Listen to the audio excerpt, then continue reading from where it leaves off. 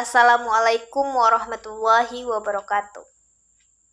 Alhamdulillahirabbil alamin. Wassalatu wassalamu ala asrafil anbiya'i wal mursalin wa ala alihi wa ashabi Rasulillahi ajmain, amma ba'du. Sebelumnya kami dari kelompok 1 mengucapkan terima kasih kepada Bapak Emirwan SEMM sebagai dosen pengampu mata kuliah Sistem Informasi Manajemen yang mana telah mempercayakan kami dari kelompok 1 untuk membahas materi Sistem Informasi Intelijen. Baiklah, sebelum memulai pembahasan, perkenalkan kami dari kelompok 1 yang beranggotakan Irza Pahira, Maria Alkitipia, Rahib Hadi Hendra, Ramdi Pariabi, Weda Litya Laksita, dan Windy Respiani Wandari. Definisi Sistem Informasi Intelijen. Intelijen adalah informasi yang dihargai atas ketepatan waktu dan relevansinya, bukan detail dan keakuratannya. Berbeda dengan data-data yang berupa informasi yang akurat dan fakta atau intelijen aktif. Informasi ini biasanya mengenai rencana, keputusan, dan tindak lanjuti atau dianggap berharga dari sudut pandang organisasi pengumpulan intelijen, sehingga dapat disimpulkan bahwa intelijen merupakan pelaku pengumpul informasi ini, baik sebuah dinas intelijen maupun seorang agen. Sistem informasi intelijen secara otomatis bertugas mencari dan menganalisis informasi tentang lingkungan sosial, politik, hukum, peraturan perundang-undangan, dan ekonomi dari satu atau lebih negara, di samping juga tentang kesehatan dan perspektif masa depan industri di mana perusahaan bersangkutan merupakan bagian di dalamnya, serta juga tentang persaingannya. Sistem informasi intelijen akan memberikan informasi perencanaan yang para manajer tidak menerima dari sumber lain. Selanjutnya, penerapan sistem informasi intelijen. Dalam melaksanakan kegiatan yang bersifat mengumpulkan bahan keterangan, maka diperlukan wujud kesatuan yang mampu mengelola segala sumber daya yang ada, sehingga manifestasinya berupa sebuah organisasi yang mampu mengelola setiap unsurnya, yaitu manusia, metode dan material, serta anggaran. Demikian dapat diwujudkan dengan membentuk organisasi yang dapat mampu menyelenggarakan tugas-tugas intelijen secara profesional. Baik, materi selanjutnya akan saya sampaikan, yaitu mengenai keuntungan sistem informasi intelijen. Sistem informasi intelijen dapat memberikan banyak keuntungan bagi suatu perusahaan atau lembaga. Sekarang ini, tidak hanya perusahaan besar yang memiliki sistem intelijen, banyak perusahaan kecil juga yang mempunyainya. Sistem informasi intelijen mempunyai keuntungan yang satu dengan yang lainnya tidak dapat dipisahkan, yaitu keuntungan dari sistem informasi intelijen yang pertama, peran intelijen sebagai pengetahuan bahan keterangan, yaitu bahan keterangan yang sudah diolah untuk disajikan kepada pimpinan atau manajer, sehingga dapat mengambil keputusan yang tepat bagi organisasi atau satuan. Dan keuntungan yang kedua yaitu peran intelijen sebagai kegiatan, yaitu segala usaha pekerjaan, perencanaan, persiapan kegiatan meliputi suatu pelanggan dalam rangka pelaksanaan intelijen. Dan yang ketiga yaitu peran intelijen sebagai badan atau organisasi yang satuan dan organisasi intelijen yang disusun untuk pelaksanaan dan penyelenggaraan intelijen dalam rangka mendukung tujuannya. Dan yang terakhir yaitu peran intelijen bagi manajer untuk memperoleh informasi sehari-hari mengenai perkembangan yang berkaitan dengan lingkungan pemasaran. Baiklah, pembahasan selanjutnya yaitu mengenai subsistem intelijen sumber daya manusia. Subsistem yang pertama yaitu intelijen pemerintah. Pemerintah menyediakan data dan informasi yang membantu perusahaan mengikuti berbagai peraturan ketenaga kerjaan. Yang kedua, intelijen pemasok, yaitu mencakup perusahaan seperti perusahaan asuransi yang memberikan employee benefit dan lembaga penempatan lulusan universitas serta agen tenaga kerja yang berfungsi sebagai pegawai baru. Baik, yang ketiga yaitu intelijen serikat kerja, yaitu serikat pekerjaan yang memberikan data dan informasi yang digunakan dalam mengatur kontrak kerja di antara serikat pekerjaan dan perusahaan. Dan sistem selanjutnya yaitu intelijen masyarakat global, yaitu masyarakat global menyediakan informasi dan menjelaskan sumber daya lokal seperti perumahan, pendidikan, dan rekreasi. Informasi ini digunakan untuk merekrut pegawai dalam skala lokal dan untuk mengintegrasikan pegawai yang ada ke dalam komunitas lokalnya. Dan yang selanjutnya yaitu intelijen masyarakat keuangan, yaitu memberikan data dan informasi ekonomi yang digunakan dalam perencanaan personil. Dan yang selanjutnya yaitu intelijen pesaing, yang merupakan beberapa perusahaan yang memandang pesaing mereka sebagai sumber pegawai baru yang baik dan mengumpulkan informasi mengenai praktek personalia pesaing dan mungkin informasi perorangan yang berpotensi untuk direkrut. Sifat-sifat operasi intelijen. Umumnya, operasi intelijen dilakukan untuk dua kepentingan, yaitu 1.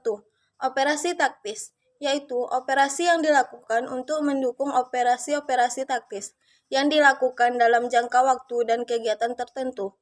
Umumnya dilakukan oleh angkatan bersenjata dalam operasi-operasi militernya. 2. Operasi strategis, yaitu operasi yang dilakukan dengan mengumpulkan data-data informasi dan kegiatan lain untuk kepentingan strategi lain. Untuk kepentingan strategi umumnya dilakukan dengan jangka panjang. Bisnis intelijen dapat diterapkan untuk tujuan bisnis berikut. Pengukuran aplikasi atau program yang mampu menciptakan hierarki metrik, kinerja dan benchmarking yang menginformasikan pimpinan bisnis tentang kemajuan menuju tujuan bisnis. Analitis aplikasi atau program yang mampu membangun program kuantitatif untuk bisnis dan sampai kepada keputusan yang optimal dan untuk melakukan bisnis penentu pengetahuan. Pada proses analisis ini sering melibatkan data mining, data proses, analisis statistik, analisis preventif, permodalan prediktif, permodalan proses bisnis, pengolahan informasi kompleks, dan analisis preskriptif. Pelaporan aplikasi atau program yang mampu membangun infrastruktur untuk pelaporan strategis untuk melayani manajemen strategis bisnis. Bukan pelaporan operasional, sering melibatkan visualisasi data, sistem informasi eksekutif, dan OLAP. Kolaborasi atau platform kolaborasi, aplikasi atau program yang mampu mendapatkan area yang berbeda baik di dalam dan di luar bisnis untuk bekerja sama melalui berbagai data dan pertukaran data elektronik. Pengetahuan manajemen, aplikasi program yang mampu membuat data perusahaan didorong melalui strategi dan praktek untuk mengidentifikasi, menciptakan, merepresentasikan, mendistribusikan, dan memungkinkan adopsi wawasan dan pengalaman dalam mengetahui bisnis sejati. Baik, selanjutnya yaitu aktivitas bisnis intelijen. Bisnis intelijen ini menyangkut berbagai aktivitas, diantaranya yaitu yang pertama, studi perusahaan pesaing produk sejenis dan strategi memenangkan persaingannya. Yang kedua yaitu mengelola informasi mengenai statistik pelanggan potensial, area potensial, kondisi ekonomi, sosial budaya, dan politik lingkungan dunia usaha. Yang ketiga yaitu pengamatan daerah operasi bisnis untuk kepentingan strategis perusahaan untuk mengantisipasi perubahan lingkungan eksternal perusahaan. Selanjutnya yaitu sumber informasi intelijen, di mana sumber informasi intelijen ini merupakan yang pertama yaitu lembaga pemerintah, di mana lembaga pemerintah ini keterangan yang dapat diperoleh dari lembaga pemerintah dapat berubah naskah, barang, dan kegiatan misalkannya penggarakan, pengapungan, dan lain-lain. Ya, selanjutnya yaitu Asosiasi Perdagangan Industri, di mana dalam dunia perdagangan industri terkandung berjuta-juta informasi yang dapat diperoleh sehingga menjadi salah satu sumber bagi sistem informasi. Selanjutnya, perusahaan riset pasar swasta, di mana salah satu dari sumber untuk sistem informasi manajemen karena perusahaan riset pasar swasta dapat memberikan informasi-informasi yang dibutuhkan. Selanjutnya itu media massa, di mana yang dimaksud dalam media massa ini bisa berupa kaset, disket, film, laporan-laporan, dan lain-lain. Yang terakhir dari sumber informasi intelijen ini yaitu kajian khusus yang dilakukan oleh organisasi. Yang dimaksud dari kajian khusus yang dilakukan organisasi ini seperti HMI, FPMI, MMI, atau nama organisasi yang terkait dengan hal yang diselidikinya. Selanjutnya yaitu unsur-unsur pokok dalam informasi intelijen. Yang pertama yaitu profil keperluan informasi dari manajer, sistem pengendalian informasi manajemen, sistem pengkodean dan penyimpanan, sistem analisis data, kajian khusus, sistem pelaporan, dan pedoman penghapusan data. Selanjutnya, ada beberapa keuntungan sistem informasi intelijen bagi perusahaan atau lembaga, di mana keuntungan yang pertama yaitu peran intelijen sebagai pengetahuan atau keterangan bagi suatu badan. Yang kedua, peran intelijen sebagai kegiatan yaitu segala usaha, pekerjaan, kegiatan, dan tindakan di bidang intelijen. Yang ketiga, peran intelijen sebagai badan atau organisasi. Yang keempat, peran intelijen bagi manajer untuk memperoleh informasi sehari-hari mengenai perkembangan yang berkaitan dengan lingkungan pemasaran.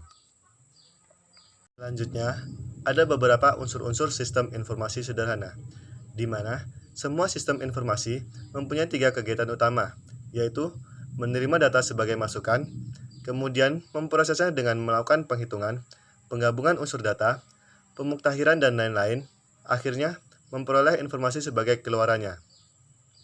Perubahan data menjadi informasi dilakukan oleh pengolah informasi. Pengolahan informasi dapat meliputi elemen-elemen komputer, non-komputer, maupun kombinasi dari keduanya. Selanjutnya yaitu integrasi sistem informasi, di mana integrasi sistem informasi dapat bersifat hierarkis, yaitu dengan dapat tingkat transaksi akan memberikan masukan data kepada sistem tingkat manajerial, atau sering pula dalam arah sebaliknya.